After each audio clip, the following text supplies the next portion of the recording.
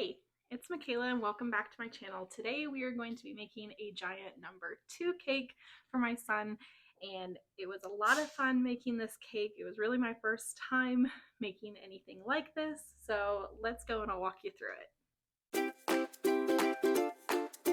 So I started with an 11 by 17 sheet cake, just a normal box cake.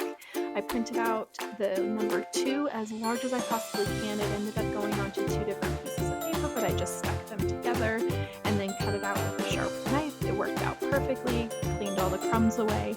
Now you'll want to put in the filling, and you could do star tips. I actually switched halfway through, and man, do I have some respect for cake decorators that do this for a living, because my hands were so tired.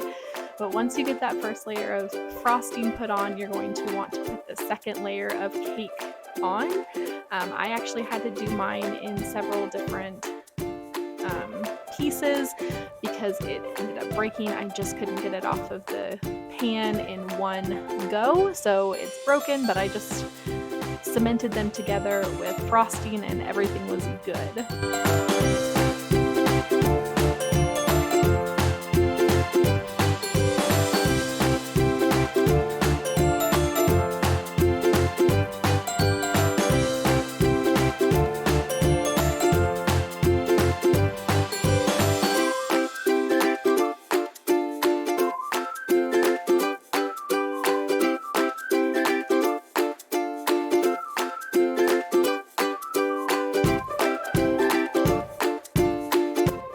Then once you have the second layer on, what you're gonna do is go through and pipe all of those dots on that second layer again, just like you did the first one, so that you really do have a ton of frosting on this cake.